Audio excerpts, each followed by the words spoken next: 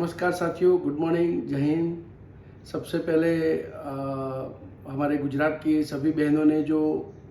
Telephonic शुभेच्छा दी है रक्षाबंधन की, उन सबको हार्दिक मेरा नमन है, वंदन है और सबको ढेर सारी शुभकामनाएं। सभी हमारे जो पैरामिलिट्री परिवार की बहनें हैं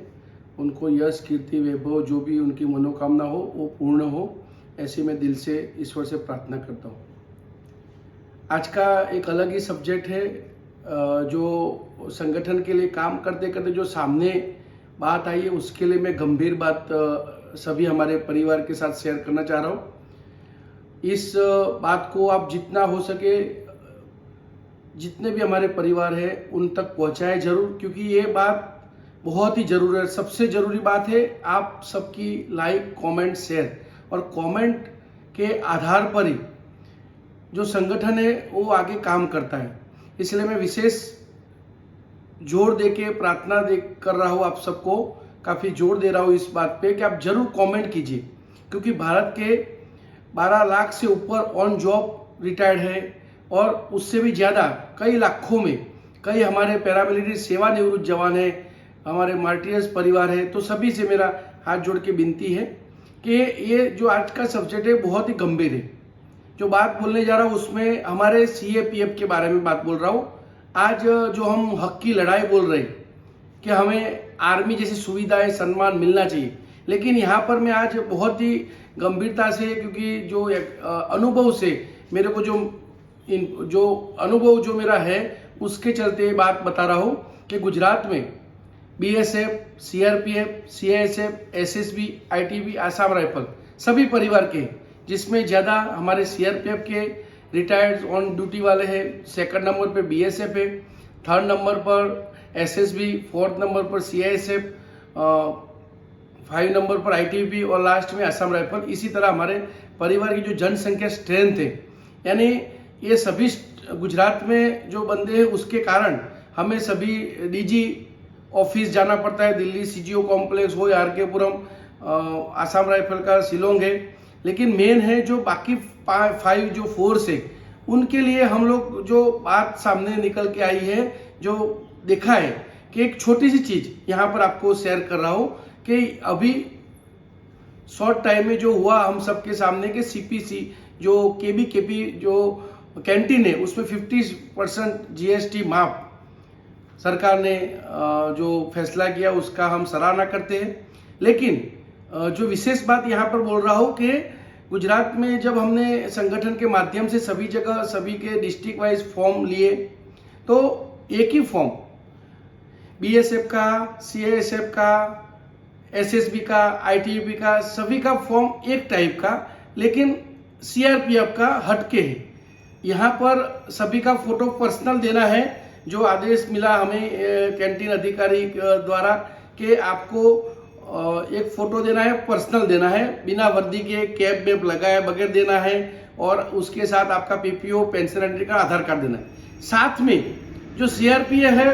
तो CRPF में बोला नहीं, आप लोगों को जो फॉर्म कैंटीन का चाहिए उसमें आपकी फैमिली के साथ पासपोर्ट साइज फोटो होना चाहिए,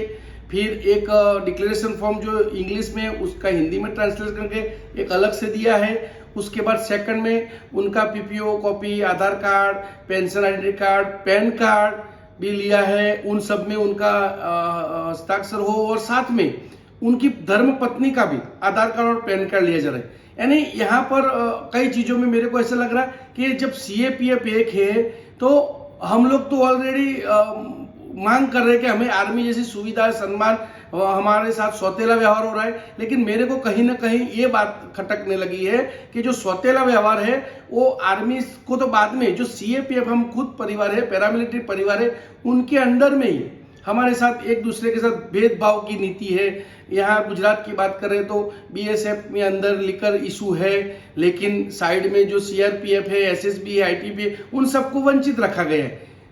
तो ये सब कई चीजें जो है, कैंटीन की बात में बोलो, कोई प्रोसेस की बात बोल रहे हैं, सरकारी जो प्रोसेस है, किसी का समस्या, तो थोड़ा बहुत जो वेरिएशन है मेरे हिसाब से सबसे पहले हम सबका जो CAPF पैरामिलिट्री परिवार है उसमें जो वेरिएशन, भेदभाव है वो सब खत्म होना चाहिए। तो मैं इस विषय पर सभी की राय लेना चाहता हूँ कि क्या मैं सही बोल रहा हूँ कि पहले सबसे पहले आर्मी के अंदर भी कई विंग होती है, आर्मी जो सेना है उसके अंदर भी कई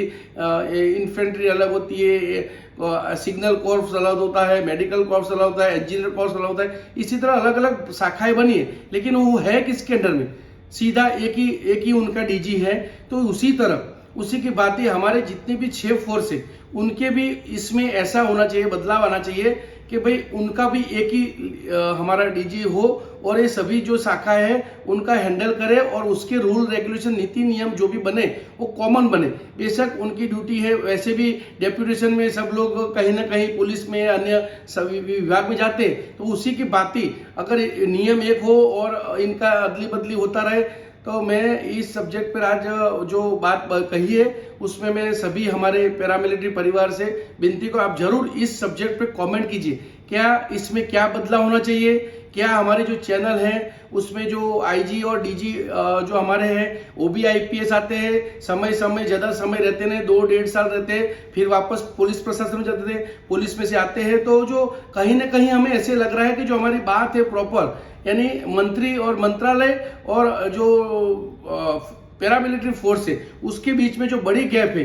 जो आईजी और डीजी वाले जो आईपीएस की गैप है, उन दोनों का तालमेल, यानी एक आता है आईजी, मानो गांधीनगर के आईजी हमारे जो बैठे अभी और डीजी वहां पर बैठा है, तो ये आईजी साहब हट जाएंगे, वो डीजी साहब बैठे, तो जो ये बात वहां पर पहुंचनी थी वो पहुंचती नहीं है, और ये जब बात बोलेंगे जब यहाँ पर, तो ये वाला डीजी साहब हट जाएगा, दूसरा डीजी आ जाता है। तो मेरी बात आप समझिए कि वहां पर जो बड़ी गैप है वो आईजी और डीजी की, उसके चलते जो ये डाक जो हमारी जो बात है सही तरह हमारे माननीय यशस्वी गृह मंत्री श्री अमित शाह साहब हो या प्रधानमंत्री साहब हो या राष्ट्रपति तक या यानी मंत्रालय तक बात जो पहुंचनी है वो पहुंचती नहीं है।